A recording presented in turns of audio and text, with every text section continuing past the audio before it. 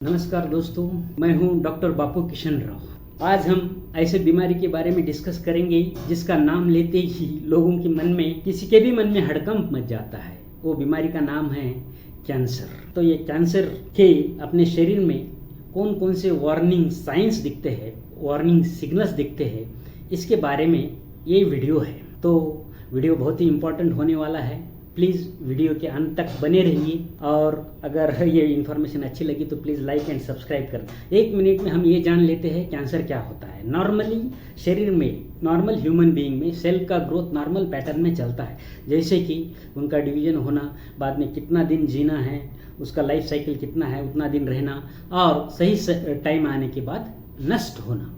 ये normal cycle sales का हो गया।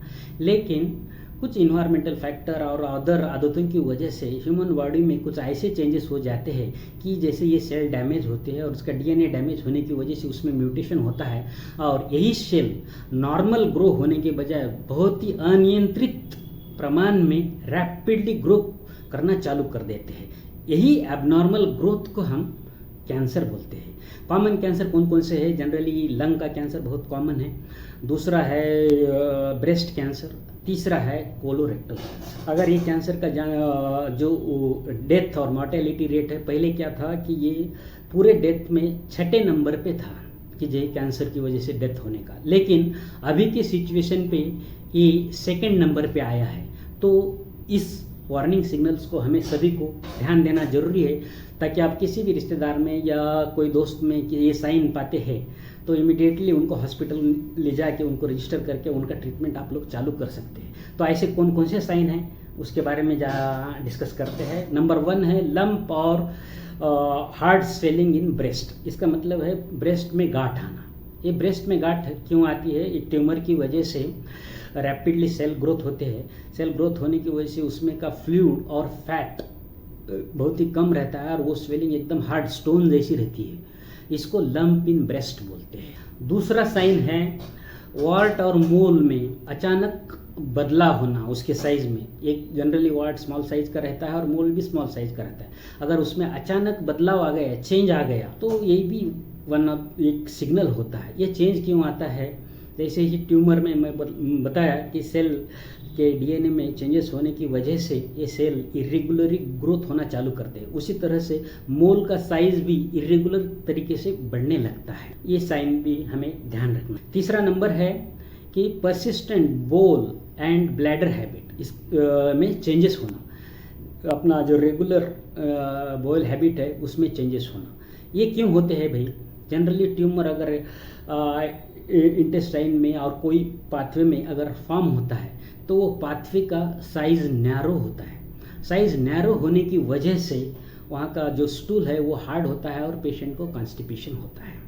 और ये स्वेलिंग पूरा कंप्लीट लुमन ब्लॉक नहीं करता, कभी कभी पार्शियल ब्लॉकेज रहता है। वो पार्शियल ब्लॉकेज की वजह से जो फेकल मैटर में जो फ्लूइड पार्ट है वो सिक्रेट होना चालू होता है, उसको हम डायरिया बोलते हैं।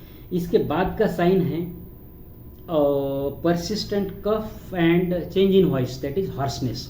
इसका मतलब ये है कि कंटिन्यू खांसी रहना और आवाज़ में बदलाव होना, ट्रीटमेंट लेने के बाद भी उसमें रिलीफ नहीं आना। जनरली अगर वॉइस बॉक्स का कैंसर होता है समझो, तो उसमें क्या करता है, वो ट्यूमर सेल जो है वो एडजेसेंट टिश्यू को इन्वेड करते हैं। जो सेंसिटिव पार्ट है उसको इन्वेड करने की वजह से कंटिन्यूअस कफ आता है। और दूसरा वजह यह है कि रिकरेंट लैरिंजियल नर्व रहता है वॉइस बॉक्स में, अगर उसको ये ट्यूमर ने इन्वेड किया तो परसिस्टेंट चेंज इन वॉइस होता है। इसके बाद का साइन है excessive loss of blood from monthly period और other than the monthly period dates. इसका मतलब ये है कि लेडीज़ में जो रेगुलर माहवारी रहता है 4-5 दिन का, उससे भी ज़्यादा दिन, 8-10 दिन, 15 दिन ब्लीडिंग चालू रहना या डेट छोड़ के भी ब्लीडिंग आना, अगर ऐसा हो रहा है तो इसका मतलब ये है कि उसमें सर्विक्स का और यूट्रस का कैंसर होने के चांसेस रहते हैं।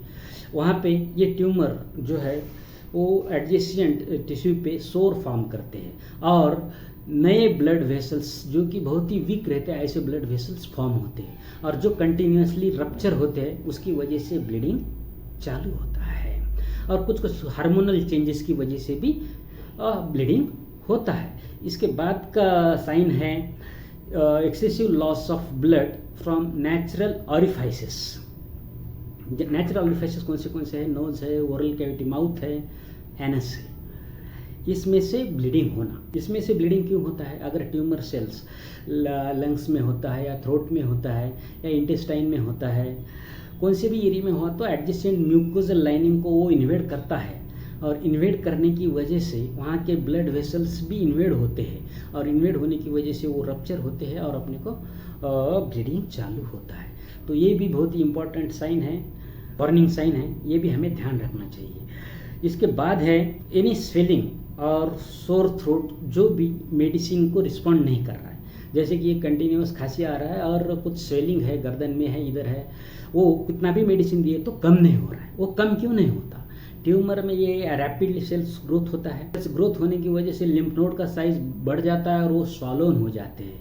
हम उसको ट्रीटमेंट भी दिए तो भी वो ट्रीटमेंट को रिस्पॉन्ड नहीं करते।